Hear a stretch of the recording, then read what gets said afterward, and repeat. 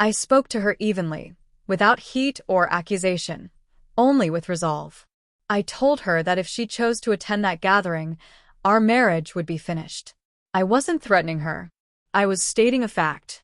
I thought she might stop, ask why, or at least take a moment to weigh what I was saying. Instead, she laughed as if I'd told a joke. She shook her head, called me dramatic, and said I was trying to cage her. She used the word freedom like a shield, as if it excused everything that followed. To her, freedom meant acting without consequence. She got ready with confidence, convinced I would retreat the way I always had. As she left, there was a familiar smirk on her face, the kind that said she expected me to chase her with messages or apologies before the night was over. I didn't do any of that. I stayed where I was and listened to the door close. What surprised me wasn't anger or fear, but a sense of relief. For the first time in a long while, I knew exactly where things stood. She believed that walking out was an act of independence. What she failed to see was that it was also a decision with a permanent outcome. Our marriage hadn't cracked in a single moment. It had been wearing thin for months, weakened by dismissed boundaries and compromises that only went one way. Whenever I tried to explain my discomfort, she labeled it insecurity. Every concern became an argument about her right to do whatever she pleased. Eventually, I spoke less, hoping my restraint would count for something. That final warning wasn't impulsive. It was the last line I could draw without losing myself. When she stepped over it so easily, something inside me settled into place. Ultimatums aren't about dominance.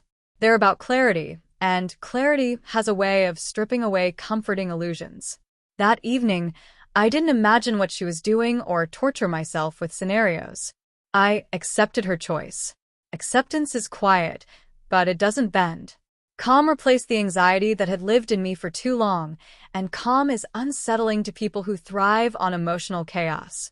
While she was preparing for music, laughter, and attention, I was preparing for closure. Not revenge, not theatrics, just resolution. I organized paperwork, protected accounts, and handled things I had delayed because I kept hoping the situation would improve.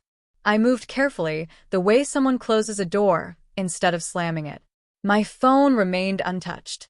I knew she expected me to crack first, to send angry texts or desperate pleas. I did nothing. Silence has a weight that shouting never achieves. I wasn't waiting for her to make a mistake or embarrass herself. I had already stopped bargaining for my own value. That difference is important. People act recklessly when they believe they still have time. Panic comes only when they realize time has run out. She hadn't reached that realization yet, but it was coming. At first, the night unfolded normally for her. Music played, people laughed, and attention came easily. She shared smiling photos, convincing herself she was liberated. Then she noticed what wasn't there. No messages. No missed calls. No reaction at all. Friends asked about me, and she brushed it off with a laugh, but discomfort crept in. The silence felt different this time. It wasn't sulking or anger.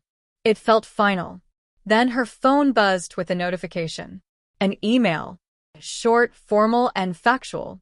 No emotion, no blame. Just reality spelled out clearly. Her smile vanished. The noise around her faded as understanding caught up. What she had called freedom suddenly felt costly. The night didn't end with a scene.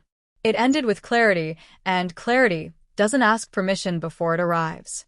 Later, people told me she grew quiet, left early, and couldn't explain why.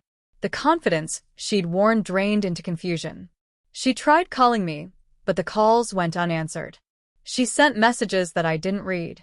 Mockery no longer protected her. Freedom no longer felt empowering. It felt unstable. I slept well that night. Peace can feel strange when you've lived inside tension for too long. I wasn't watching events unfold or taking satisfaction in her panic. I was resting. That was what unsettled her the most. Not that I followed through, but that I did so calmly.